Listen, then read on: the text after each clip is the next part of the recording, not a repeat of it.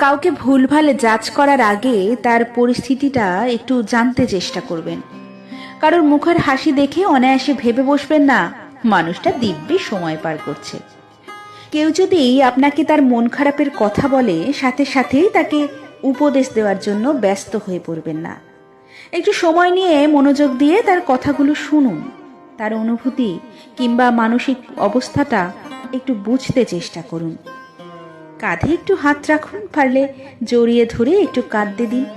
বিশ্বাস করুন, আপনার উপদেশের চেয়ে এইটুকু সান্ত্বনা তাকে অনেকটা ভরসা দেবে, স্বস্তি দেবে, শান্তি দেবে। মানুষ সবার সাথে থেকেও একা হয়ে যায় যখন কেউ তাকে বুঝতে পারে না, তার মিথ্যে হাসির কারণ খুঁজতে চেষ্টা করে না।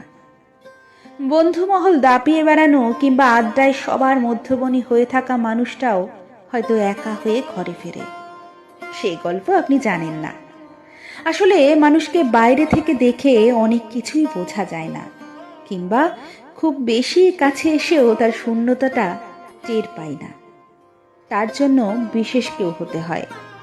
ভিড়ের বাইরে গিয়ে মানুষটাকে জানতে হয়, আলাদাভাবে খুঁজতে হয়।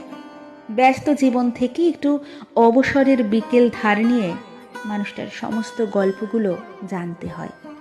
বিধ্বস্ত বিষণ্ণতায় একটুখানি যত্নের প্রলেপ দিয়ে পাশে থাকতে হয়। অর্থের শূন্যতায় মানুষ ভেঙে পড়ে, আর যত্নের শূন্যতায় মানুষ বেঁচে থেকেও রোজ মরে যায়। নিজেকে বুঝতে না পারার ব্যর্থতা কিংবা কাউকে না বুঝতে পারার সীমাবদ্ধতায় মানুষ একা হয়ে যায়। মানুষ বেশি কিছু চায় না, আসলে বোঝার মতো মন চায়, হারিয়ে গেলে খোঁজার মতো মানুষ চায়, ভেঙে পড়ার দিনগুলোতে মাথা রাখার নির্দিষ্ট একটা কাঁধ খোঁজে। একটু মনোযোগ, একটু সান্ত্বনা আর একটু যত্ন, মানুষের খুব বেশি আর কি বা চাওয়ার থাকে, অথচ তাই যেন আরাধ্য সাধনা। কারোর জন্য যদি সত্যিই কিছু করতে হয় বা কাউকে যদি খুব বিশেষ কিছু দিতে ইচ্ছে হয়, তবে তাকে তার মতো করে খানিকটা বুঝতে চেষ্টা করুন।